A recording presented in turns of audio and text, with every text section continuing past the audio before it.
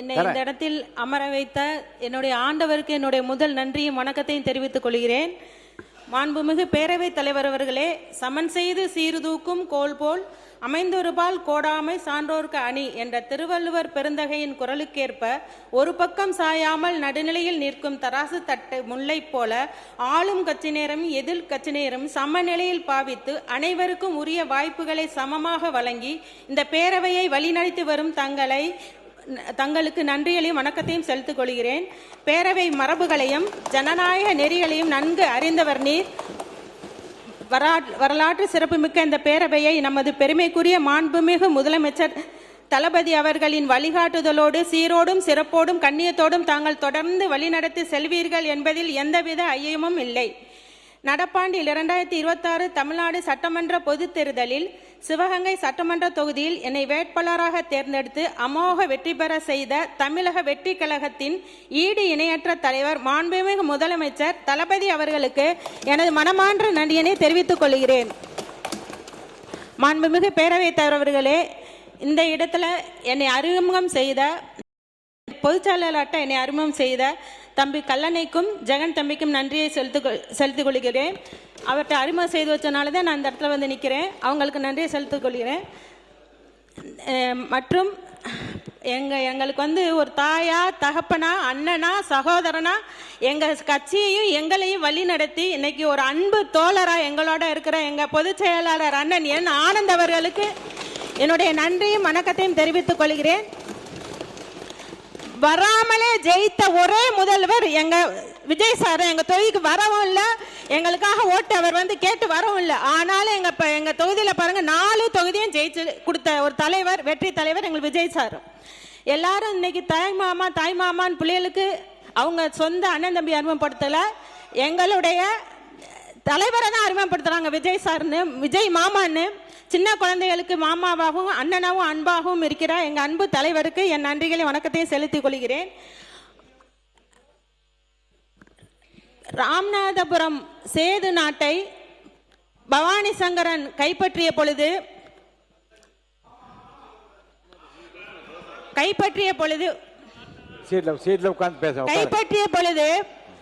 அதனுடைய நேரடி வாக்குதாரனான கட்டையத்தேவர் அந்த நாட்டை கைப்பற்ற, தன்னுடைய முறையான ராஜ்யத்தை கைப்பற்ற சிவகங்கை பாளையக்கோட்டை ஜமீன்தார் சசிவர்ண பெரியா உடையாத்தேவரோடு கைகோர்த்து ராமநாதபுரத்தை ஜெயித்த பொழுது 5 பங்கு ராமநாதபுரத்தில் 2 பங்கை வெகுமதியாய் பெற்று 1730களில் நிர்மாணிக்கப்பட்ட சீமை. அதில் முதல் மன்னராய் அவர் 20 ஆண்டு காலம் ஆட்சி செய்த பிறகு அவருடைய மகன் முத்துவடுகநாத தேவர் 22 ஆண்டு காலம் சிவகங்கை சீமையை ஆட்சி செய்தார்.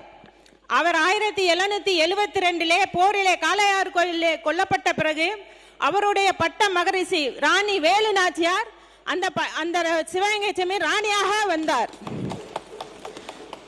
காளையார் கோயிலே தன் கணவனை கொன்ற வெள்ளையனை அடியோடு அழித்து சிவகங்கையை மீட்க வைராக்கியம் கொண்ட ராணி வேலு நாச்சியார் 8 வருடங்கள் தவம் இருந்து வைராக்கியம் கொண்டு வெள்ளையனை அடியோடு விரட்டி தன் நாட்டை மீட்க திரைமறைவு வாழ்க்கை வாழ்ந்து 1780 சிவகங்கையை மீட்க அவருக்கு உறுதுணையாக இருந்த சகோதரரை போல உறுதுணையாக இருந்த பெரிய மருதுபாண்டியரால் அழைக்கப்பட்ட வெள்ளை மருது, சின்ன மருதுபாண்டியர் என அழைக்கப்பட்ட சின்ன மருது, காளையார் கோயில் பிரிவுக்கு பெரிய மருது, திருப்போணம் பிரிவுக்கு சின்ன மருது, சிங்கம்புணரி படை பிரிவிற்கு நன்னி அம்பலம், வாளுக்கு வேலி, குயிலி மற்றும் இப்படி சிறந்த பெரிய தியாகங்கள் நிறைந்த ஊர் எங்கள் ஊர். இவர்களை கொண்டு ஜெயித்து சிவகங்கையை மீட்டு வெற்றி கொடி கோட்டையிலே நாட்டிய ராணி வேலு நாச்சியாரை தங்களுடைய தமிழக வெற்றி கழகத்தின் கொள்கை தலைவர்களுள் ஒருவராய் வைத்த எங்கள் தமிழக வெற்றி கழகத்தின் மாண்புமிகு முதலமைச்சர் திரு சி. ஜோசப் விஜய் அவர்களுக்கு எங்கள் சிவகங்கை சமஸ்தானத்தின் சார்பாகவும் சிவகங்கை சட்டமன்ற தொகுதி மக்களின் சார்பாகவும் எனது சார்பாகவும் எங்களுடைய நன்றிகளை இந்த மாமன்றத்தில் பதிவு செய்து கொள்கிறேன். மாண்புமிகு பேரவைத் தலைவர்களே, எங்களுடைய பகுதி மிகவும் பின்தங்கிய பகுதி, மிகவும் வறட்சியான பகுதி. எங்க பகுதியில் தொழில் வளர்ச்சி இல்லை, விவசாயம் இல்லை, எந்த ஒரு வறட்சியான பகுதியாக இருக்கலாம், எந்த ஒரு வளர்ச்சி திட்டங்களும் இன்ன வரைக்கும் செய்யப்படல. அப்படிப்பட்ட எங்க சிவகங்கைக்கு எத்தனையோ அமைச்சர்கள் வந்திருக்கிறார்கள், எத்தனையோ ஆட்சியாளர்கள் வந்திருக்கிறார்கள். இதை இன்ன வரைக்கும் அதை அப்படிப்பட்ட சரித்திர பூமி, புண்ணிய பூமியில எந்த ஒரு வளர்ச்சி திட்டங்களும் செயல்படுத்தப்படல. கிராஃபைட் தொழில் இருக்கு, அந்த கிராஃபைட் தொழில இன்ன வரைக்கும் எந்த ஒரு திட்டங்களும் கொண்டு வரப்படல. கிராஃபைட் நல்ல உலகத்தரம் வாய்ந்த கிராஃபைட் தொழில இதுவரைக்கும் சந்தைப்படுத்துதல்ல வெளிநாடுகளுக்கு கொண்டு செல்லப்படவில்லை. இப்படி வெளிநாட்டில் முதல் தரமான இந்த சந்தைப்படுத்தல் இருந்தா எங்க பகுதி தொழில் வளர்ச்சியில முதல் தன்னிறை பெற்ற மாவட்டமா இருந்திருக்கும். இன்னைக்கு அந்த பகுதி சந்தைப்படுத்தப்படல. முதல் தரமான கிராஃபைட்டை தயாரித்த முடித்த பிறகு கழிவுல இருந்து பென்சில் போன்ற உபரி தொழில்கள், சார்பு தொழில்கள் தயாரிக்க முடியும். 5 கோடி முதலீட்டுல 500 பேர் இன்னைக்கு வேலை செய்யலாம். இன்னைக்கு அந்த முதலீடு செய்ய அங்க எந்த இதுவும் செய்யப்படல. அந்த கிராஃபைட் அதோட தொழிலாளர்கள் 108 பேர் தான் வேலை பார்க்குறாங்க. அப்பேற்பட்ட கிராஃபைட்ல இன்னும் அதிக நேரம் எங்களுடைய பகுதியில் ஆய்வு செய்து பார்த்தா அந்த ஒரு தொழிலே போதும் எங்களுக்கு. அங்கே எந்த சார்பு தொழில்கள் இதுவரை கொண்டு வரப்படவில்லை என்பதை இந்த சபைக்கு நான் தெரிவித்துக் கொள்கிறேன். அடுத்ததாக ஸ்பைசஸ் பார்க் என்று ஒரு பார்க்கை திறந்தார்கள். அது இதுவரைக்கும் அந்த பார்க்கை நடத்தவே இல்லை, பூட்டி தான் கிடக்கு. அதை எதுக்கு ஓபன் பண்ணாங்கன்னு தெரியல. கடந்த ஆட்சியில் எங்க ஆட்சியில் அதை நடப்பாண்டுக்கு கொண்டு வரணும் நான் இந்த சபைக்கு தெரிவித்துக் கொள்கிறேன். அதே போல விவசாயத்தை எடுத்துக்கிட்டீங்கன்னா விவசாயத்துக்கான தண்ணீர் வரத்தோ, கம்மாய் குளங்கள் குட்டைகள் இதுவரைக்கும் தூர்வாரப்படாம வேலிக்காத்தான் மண்டி இப்படிதான் கிடக்கு. எங்களோட அத்தனை நீர் வரத்துகளும் அடைபட்டு கிடக்கு. அதையெல்லாம் தூர்வாரி விவசாயத்துக்கு எங்களுக்கு பெரிய தண்ணீர் வரத்துக்கு ஏதாவது செய்யணும்னு சொல்லி நம்ம கவர்மெண்ட்டை கேட்டுக்கிறேன். எந்த பகுதிக்கு போனாலும் அந்த பகுதியில் வெறும் வேலிக்காத்தான் தான் மண்டி இருக்கு. எங்க ஊர் கரிக்காடா தான் கிடக்கு. இந்த பகுதியில் தொழில் வளர்ச்சிக்கு மாண்புமிகு தொழில்துறை அமைச்சர் அவர்கள் ஒரு ஆய்வு செய்து எங்களுக்கு தொழில்களை கொண்டு வரும் என்று எங்கள் சிவகங்கை மாவட்ட மக்களின் சார்பாக கேட்டுக்கொள்கிறேன். இளைஞர்களுடைய சிந்தனை மாறினால்தான் அவங்க வாழ்க்கை மாறும். ஆனா இளைஞரோட சிந்தனை எதுவுமே மாறுறதுக்கு வாய்ப்பே இல்லை. எங்க ஊர்ல ஒண்ணு வேலையை தேடி வெளியில போகணும், இல்லாட்டா சிவகங்கையில இருந்து சும்மா பேசிட்டு இருக்கணும். அந்த மாதிரி தான் இருக்கு படித்த இளைஞர்களோட இன்னைக்கு வாய்ப்பு. ஏன்னா ஒரு பொறியியல் கல்லூரி இல்லை, ஒரு டெக்னிக்கல் கோர்ஸ் எதுவுமே கிடையாது, ஒரு உபரி தொழில்கள் எதுவுமே கிடையாது எங்க ஊர்ல. நீங்க வந்து ஆய்வு செய்தா எங்க பகுதிக்கு வேண்டிய என்ன செய்யணும் ஆய்வு செய்து கொண்டு வர உபரி தொழில்கள் ஏதாவது கொண்டு வரலாம். அதே போல சிட்கோ என்று ஒரு இருக்கு, அதுல பாதி கட்டடம் நிரப்பப்படவே இல்லை. சிட்கோல பாத்தீங்கன்னா பூட்டி தான் கிடக்கு. அதை இப்ப சிறு குறு தொழில் முனைவோர்கள் எங்களுக்கு தாங்கன்னு கேட்கறாங்க. அதையும் தங்கள்கிட்ட தெரிவித்துக் கொள்கிறேன். சுகாதாரத்துறையை பார்த்தீங்கன்னா மருத்துவத்தில் மருத்துவ கல்லூரியில சாதாரண காய்ச்சல் சின்ன சின்ன இதுகளுக்கு வேணா அந்த மருத்துவக் கல்லூரியில் சிகிச்சை பெற முடியுது தவிர பெரிய அளவில் ஹார்ட் ஸ்பெஷலிஸ்ட் இல்லை, நரம்பியல் நிபுணர்கள் இல்லை, எந்த ஒரு பெரிய உயர்தர சிகிச்சைக்கான வழிமுறைகள் எதுவுமே எங்க ஊர்ல இல்லை. இதெல்லாம் தயவு செய்து நாங்கள் சுகாதாரத்துறைக்கு தெரிவுபடுத்திக் கொள்கிறோம். அந்த பெரிய உயர் சிகிச்சை எல்லாமே எங்க ஊருக்கு வேணும். எங்க ஊர்ல மருத்துவ கல்லூரி இருக்கு, அதுக்கு வேணும். அதே போல சின்ன படித்த பிள்ளைகள் எல்லாம் நர்சிங் காலேஜோ டி ஃபார்மோ பி ஃபார்மோ இதெல்லாம் படிக்கணும்னா வெளியில தான் போக வேண்டியிருக்கு. அரசு சார்ந்த கல்லூரிகள் எதுவும் இல்லை. இப்ப அரசுல நம்ம முதல்வர் அவர்கள் 7 கல்லூரிகள் நர்சிங் கல்லூரி அறிவிச்சிருக்காங்க. அதுல ஒரு கல்லூரியை எங்களுக்கு தாங்கன்னு தாழ்மையோட கேட்டுக்கிறோம். மிகவும் பின்தங்கிய பகுதி, யாரும் ஏறிட்டு பார்க்காத ஒரு பகுதி, எங்களுக்கு வாய்ப்பை கொடுங்கன்னு நாங்க அந்த 7 கல்லூரியில ஒரு கல்லூரி எங்களுக்காக கேட்கிறோம். அந்த கல்லூரியில் தந்தீங்கன்னா படிக்கிற பிள்ளைங்கள் பயன்பெறுவார்கள், பொறியியல் கல்வி வந்தால் இளைஞர்கள் பயன்பெறுவார்கள். இதை சபைக்கு தெரிவித்துக் கொள்கிறேன்.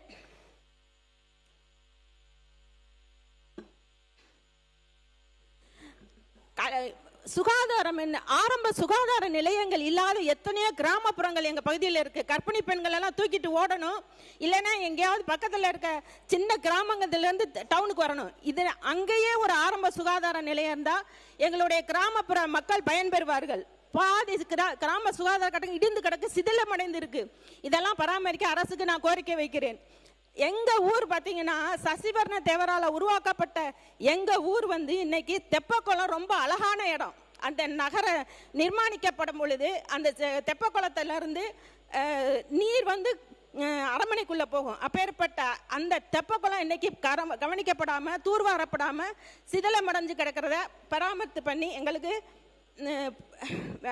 சீரமைத்து தர வேண்டும் என்று கவர்மெண்ட்ல நான் கோரிக்கை வைக்கிறேன். அதே மாதிரி அரசனி முத்துப்பட்டின்ற தெப்பக்குளமும் அதே மாதிரி தான் இருக்கு. இதெல்லாம் சீரமைத்து தரன்னு கேட்கிறேன். கல்லல் காளையார் கோயில்ல வந்து 70 வருஷமா போராடிட்டு இருக்காங்க ஒரு பேருந்து நிலையம் இருக்கணும்னு. இதுலயும் அமைச்சர்கள் 2 பேர் இருந்திருக்காங்க எங்க ஊர்ல. கல்லல் திருப்பத்தூர்ல ஒரு அமைச்சர் இருந்திருக்காரு, எங்க ஊர்லயே ஒரு அமைச்சர். இது வரைக்கும் அந்த காளையார்கள் பேருந்து நிலையத்துக்கு என்ன செய்யணும்னு இது வரைக்கும் செய்யல. சின்ன வெயில்ல நிக்கிறாங்க மக்கள்லாம். ஒரு நிழல் கூட அமைத்து ஒரு நல்ல பஸ்ஸான தரமா இன்ன வரைக்கும் அமைச்சு தரல. காளையார் கோயிலுக்கு போயிட்டு அங்கே குப்பை கிடங்கு சிவகங்கைக்கும் காளையார் கோயிலுக்கும் குப்பை கிடங்கு அதிக அளவு இருக்கு. அந்த குப்பை பிரச்சனை எப்படி பார்த்தீங்கன்னா மக்களுடைய சுகாதாரத்தோட பெரிய வாழ்க்கை பிரச்சனையா இருக்கு. மருத்துவ கல்லூரி பக்கத்துல குப்பையை கொட்டுறாங்க. மருத்துவ கழிவுகள் அங்கே கொட்டப்படுது. அந்த மருத்துவ கழிவுகளை வெளியே எடுத்துட்டு போய் கொட்டுங்கன்னா அதை இன்ன வரைக்கும் கேட்காங்க ஆள். நாங்க தனியா போராடிட்டு இருக்கேன். இந்த குப்பை கடைக்காக நான் தனியா போராடிட்டு இருக்கேன். குப்பை கடைக்கு ஒரு இடம் பார்த்து தாங்க, இந்த கழிவுகளை வெளியேற்றி எங்களுக்கு சுகாதாரம் பண்ணித்தாங்கன்னா அதுக்கு இன்னைக்கு அதிகாரிகள்கிட்ட எந்த நடவடிக்கையும் இல்லை. நாங்களா போராடி இருக்க வேண்டியிருக்கு. இந்த குப்பை கடைக்கு ஒரு தீர்வு எங்களுக்கு நம்ம கவர்மெண்ட்ல கிடைக்கும்னு நான் நம்புறேன். அடுத்து சின்ன குழந்தைகள் 8ஆம் கிளாஸ் படிச்சுட்டு 10ஆம் கிளாஸ் போகணும்னா இடைநிற்றலுக்கு வருது. ஏன்னா 8ஆம் கிளாஸ் படிச்சதோட நடுநிலை பள்ளி முடிவடைஞ்சிருது. அடுத்த தரம் உயர்த்தி 10ஆவது கொடுத்தீங்கன்னா அந்த கிராம பிள்ளைங்க அந்த 10ஆவது படிப்பாங்க, அடுத்து 12ஆவது படிப்பாங்க. இது ரெண்டுமே இல்லாதனால இடைநிற்றல் அதிகமாக இருக்கிறதுனால இந்த குறை தீர்க்க தகுந்த நடவடிக்கை எடுக்க கல்வித்துறையை கேட்டுக்கிறேன். அடுத்ததா எங்க பகுதியில் விவசாயத்துக்கான வழிகள் பெரியார் கால்வாய் மதுரையிலிருந்து மேலூர் வழியா மலம்பட்டியோட நின்று போச்சு. மலம்பட்டியோட ஏன் நின்று போச்சுன்னு இதுவரைக்கும் தெரியல. அந்த தண்ணி 600 கிராமங்கள் பயன்பெறும். எங்க ஊர் தெப்ப குளத்துக்கு அதுல இருந்து தண்ணி வர வாய்ப்பு இருக்கு. இதுவரைக்கும் அந்த மாதிரி எந்த நடவடிக்கையும் எடுக்கல. பெரியார் கால்வாய் திட்டம் செயல்படுத்தப்பட்ட 600 கிராமங்கள் பயன்பெறும். மலம்பட்டியோட அந்த திட்டம் நிறைவேற்றா அதை தயவு செய்து எங்களுக்கு செயல் திட்டமாக்கி வளர்ச்சிக்கு உதவும்படி கேட்டுக்கொள்கிறேன். அடுத்தது காவேரி குண்டாறு. இந்த காவேரி குண்டாறு தலைவர் அறிவிச்சுட்டாங்க. அதனால ரொம்ப சந்தோஷம். எங்க பகுதி பெரிய வளர்ச்சி அடைந்த பகுதியா வர்றதுக்கு விவசாயத்துக்கு எல்லாத்துக்குமே பெரிய உதவியா இருக்கும். இது எங்க ஆட்சியோட பொற்காலம்னு சொல்லுவேன். ஏன்னா இந்த காவேரி குண்டாறு திட்டத்துக்காக எவ்வளவோ வருஷமா போராடி இருக்கோம். ஆனா தலைவர் வந்த உடனே அந்த திட்டத்துக்கு எங்களுக்கு அறிவிச்சிருக்காங்க. அதனால எங்க விவசாயம் நன்றி தெரிவிக்கிறேன். அந்த திட்டத்தால 12,000 கிலோமீட்டருக்கு புதுக்கோட்டை மாவட்டம், சிவகங்கை மாவட்டம், ராமநாதபுரம் 3மே பயன்பெறும். இந்த காவேரி குண்டார் திட்டம் உள்ள வந்துட்டா 12,000 கிராமங்கள் பயன்பெறும். அதனால தலைவருக்கு எங்கள் மாவட்டங்களின் சார்பாக நன்றியை தெரிவித்துக் கொள்கிறோம். அடுத்ததா இந்த பட்டா பிரச்சனையில பாத்தீங்கன்னா நிறைய பட்டா இல்லாம 5 வருஷம் 10 வருஷம் இல்ல 15 வருஷம் அங்க இருக்கிறவங்களுக்குலாம் பட்டாவே கிடையாது. கேட்டா வனப்பகுதியில் இருக்கீங்க, கத்தப்பட்டுன்னு இருக்கிற ஊர்ல 150 குடும்பங்கள் இருக்காங்க. 67 வருஷமா பட்டா கேட்டுக்கிட்டு இருக்காங்க. இது வரைக்கும் பட்டா கொடுக்கவே இல்லை. கேட்டா வனப்பகுதின்னு சொல்றாங்க. வனப்பகுதியில் இருக்க விவசாயம் பண்றாங்க. விவசாயத்தை கரண்ட் இழுத்துருக்காங்க, விவசாயம் பண்றாங்க. 67 வருமா போடுறாரு. அவங்க பெரிய பணக்காரங்க கிடையாது. சாதாரண ஏழை நடுத்தர தட்டு மக்கள் அந்த சின்ன பகுதியில குடியிருந்து வர்றவங்களுக்கு நம்ம கவர்மெண்ட்ல வனப்பகுதியா இருந்தாலும் கூட அந்த நிலப்பரப்பு வனப்பகுதியை சேர்ந்ததா இருந்தா கூட தகுந்த நடவடிக்கை எடுத்து அதுக்கு உதவும்படி நான் கேட்கிறேன்.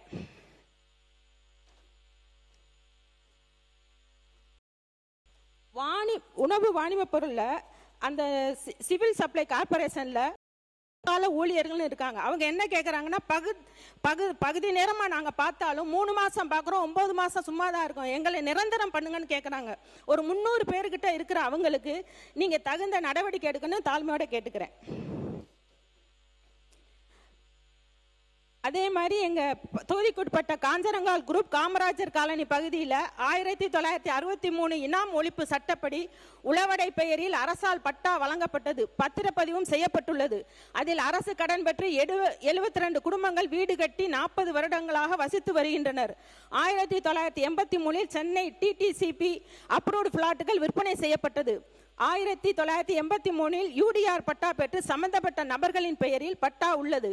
யாதொரு அதிகாரப்பூர்வமான தகவலின்றி சில குடியிருக்கும் வீட்டிற்கு மின் இணைப்பு தர மின்சார வாரியம் மறுக்கின்றது. மேலும் இந்து சமய அறநிலைத்துறையின் HRC சட்டம் 73 படி ஆக்கிரமிப்பாளர்கள் என்று கூறி வீடுகளை சீல் வைப்போம் என்று நோட்டீஸ் அனுப்புவது பொதுமக்களை அச்சுறுத்தும் வகையில் உள்ளது.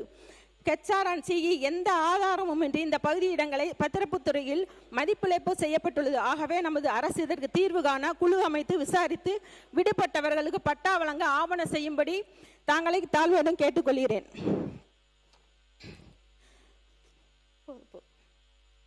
சாலைகள் பார்த்தீங்கன்னா 70 வருஷமா நடக்கிற ஒரு பெரியவர் சொல்றாரு, என் கால் நடந்து நடந்து ரத்தம் வருதுமான்னு. சித்தலூர்ன்ற கிராமத்துல 70 வருஷமா இன்ன வரைக்கும் ரோடு போடல. கேட்டா பெரிய ப்ராஜெக்ட் 5 கோடி வேணும்னு சொல்றாங்கன்னா இந்த சாலைகள் போடப்படாம இருக்கு. நம்ம பொற்கால ஆட்சியில நம்ம கிராமங்கள்ல சாலைகள் அமைத்து தர வேண்டும் என்று சபைக்கு கோரிக்கை வைக்கிறேன்.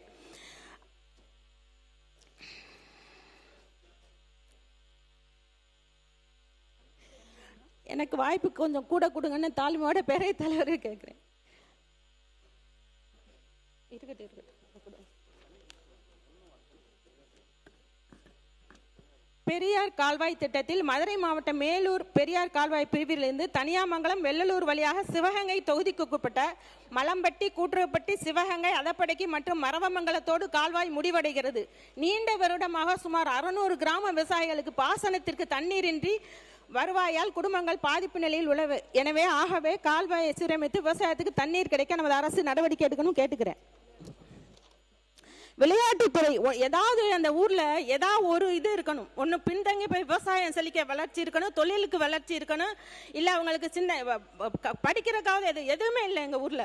அப்போ கல்லூரிகள் பார்த்தீங்கன்னா நர்சிங் காலேஜ் ஒன்று வந்துருச்சுன்னா பிள்ளைங்கள் பயன்படுவாங்க, பொறியியல் காய்ச்சா பசங்க இருப்பாங்க. விளையாட்டில் பார்த்தீங்கன்னா எந்த ஒரு இதுவுமே இல்லை. நல்ல காலேஜ் எங்கள் காலேஜ் சண்முகராஜா மன்னரால் துரைச்சங்கம் அவங்க அப்பா பேரால் நிறுவப்பட்ட ஆர்ட்ஸ் காலேஜில் இடம் அதிகமாக இருக்குது. அந்த இடத்துல MBA கொண்டு வரலாம், பிள்ளைங்க படிக்கிறதுக்கு பார்மசி கோர்ஸ் கொண்டு வரலாம். எந்த ஒரு உயர்கல்வியுமே இல்லை, BEd EEd எந்த காலேஜுமே இங்கே கிடையாது. ஆனால் இடம் நிறையா இருக்கும். யூனிவர்சிட்டிக்கு தகுதிக்கு உள்ள எங்கள் காலேஜில் இன்னும் பலதரப்பட்ட துறைகள் கொண்டு வரப்படவே இல்லை.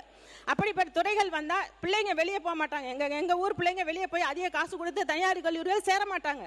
எங்கள் ஊர் பிள்ளைங்க எங்கள் காலேஜில் படிக்கிற அளவுக்கு எங்கள் காலேஜில் எல்லா வசதியும் இருக்கும், ஒன்றும் வரல. இதை கவனத்துக்கு கொண்டு அதேமாதிரி காலேஜில் நிலப்பரப்பு அதிகமாக இருக்கிறனால விளையாட்டு மைதானம் இருக்கிறனால விளையாட்டுக்கு அதிக முக்கியத்துவம் கொடுத்து விளையாட்டு மைதானங்களை சீரமைக்க வேண்டும் என்று கேட்டுக்கொள்கிறேன். சர்வதேச போட்டிகளில் கலந்து கொள்கிற அளவுக்கு தேசிய அளவில் கலந்து வெற்றி பெற்ற வீரர்கள் எங்கள் ஊரில் இருக்காங்க. இவங்களுக்கெல்லாம் வாய்ப்பு கொடுத்து எங்கள் பிள்ளைங்களுக்கு வாய்ப்பு தர வேண்டுமாறு கேட்டுக்கொள்கிறேன். சபை ஆசிரியர் தகுதி தேர்வு எழுதி நியமன தேர்வு எழுதி தேர்ச்சி பெற்ற அனைவருக்கும் மறு தேர்வு இல்லாமல் பணி நியமனம் செய்ய வேண்டும் என்று கேட்டுக்கொள்கிறேன். மஞ்சு விரட்டு ஜல்லிக்கட்டு பாரம்பரிய முறையில் நடத்திட அரசு நடவடிக்கை வேண்டும் என்று கேட்டுக்கொள்கிறேன். மாற்றுத்திறனாளிகளுக்கு புதிய குடியிருப்பு பகுதிகள் வேண்டும் என்று எங்களை ரெக்வஸ்ட் பண்ணி கேட்குறாங்க. அவங்களுக்கு சமத்துவம் போல தனி குடியிருப்பு பகுதி வேணும்னு கேட்குறாங்க. ஸ்பைசஸ் பூங்கா செயல்படாமல் உள்ளது, இது செயல்பாட்டுக்கு வர வேண்டும் கேட்டு எங்கள் பகுதியை தயவு செய்து பின்தங்கிய பகுதியாக சரித்திர பூமி, ரத்தம் தோய்ந்த பூமி, பல வெற்றிகளுக்கு சுதந்திர போற வரலாற்றில் முதல் களம் எங்களுடையது. என் பாட்டி வேலுநாச்சியாருடையது. அவங்களுடைய வாரிசுதாரரா எனக்கும் வாய்ப்பு கொடுத்து ஒரு பெண் வேட்பாளரா என்னை இங்கே நிற்க வச்ச என் தளபதி அவர்களுக்கு கோடான கோடி நன்றிகளை செலுத்தி நல்ல வாய்ப்புக்கு நன்றி கூற விடைபெறும். நன்றி, வணக்கம். மாண்புமிகு உறுப்பினர் அவனுக்கு கொஞ்சம் ஒரு நிமிஷம். மாண்பு உறுப்பினர், நாங்களாம் வேலு நாச்சியார் நாமெல்லாம் பார்த்ததில்லை. சிவகங்கை மாவட்டத்திலிருந்து நான் வேலு நாச்சியார் பூமியில் வந்திருக்கேன். சீறி பாய்ந்து விட்டீர்கள். சிவகங்கை பற்றி மிக மிக மிக மிக சிறப்பான கருத்துக்களை எல்லாம் சொல்லியிருக்கின்றீர்கள். உங்கள் கனவு நனவாக என் வாழ்த்துக்கள்.